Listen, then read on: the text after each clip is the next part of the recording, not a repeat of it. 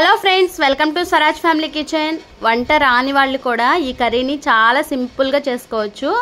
బ్యాచిలర్స్తో సహా కూడా ఈ carrot beetroot fry easy and simple and టేస్టీగా ఉంటుందండి. ఇలా నీట్గా క్లీన్ చేసుకున్న క్యారెట్ తురుము, అలాగే బీట్రూట్, 2 ఆనియన్స్, 2 పచ్చిమిర్చి తీసుకుని రెడీగా ఉంచుకుందాము. మీకు ఇష్టమైతే వీటిని పీసెస్గా అయినా కట్ చేసుకోవచ్చండి. నేను ఈ విధంగా తురుముకున్నాను అనమాట. మరి ఎందుకు లేట్, ప్రాసెస్ ఏంటో చూద్దామా.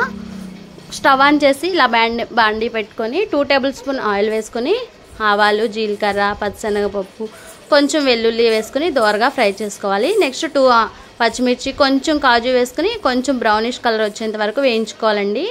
నెక్స్ట్ 2 ఆనియన్స్ని ఇలా మీడియం సైజ్గా కట్ చేసుకుని ఇలా ఫ్రై చేసుకోవాలి.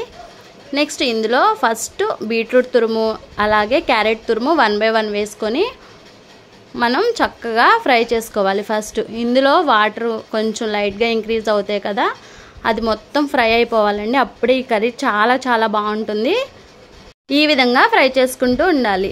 ఇలా ఫ్రై చేసుకుంటూ చక్కగా మొత్తాన్ని మిక్స్ చేసుకోవాలండి. చాలా చాలా బాగుంటుంది. ఇందులో మన రుచికి తగ్గట్టుగా సాల్ట్ని కూడా యాడ్ చేసుకోవాలి. చాలా సింపుల్గా అయిపోతుంది అన్నమాట. ఇలాగా మొత్తాన్ని చక్కగా ఈ విధంగా మిక్స్ చేసుకోవాలి. రైస్లోకి, వేడి వేడి రైస్లోకి ఫ్రై వేసుకుని చక్కగా టమోటా రసం పెట్టుకుంటే చాలా చాలా బాగుంటుంది.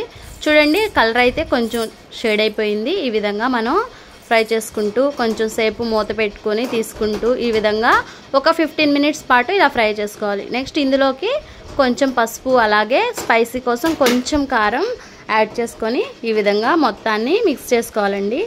చాలా చాలా టేస్టీగా ఉంటుంది.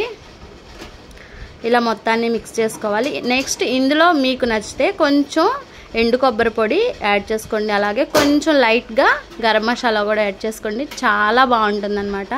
ఇలా అంతా కూడా మిక్స్ చేసుకోవాలి.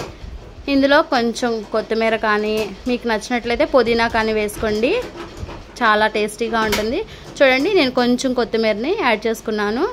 ఈ విధంగా అంతా కూడా మిక్స్ చేసుకుని స్టవ్ లో ఫ్లేమ్లో పెట్టుకుని కొంచెం సేపు మగ్గించుకుంటే క్యారెట్ బీట్రూట్ ఫ్రై చక్కగా మనకి రెడీ అయిపోతుంది అనమాట.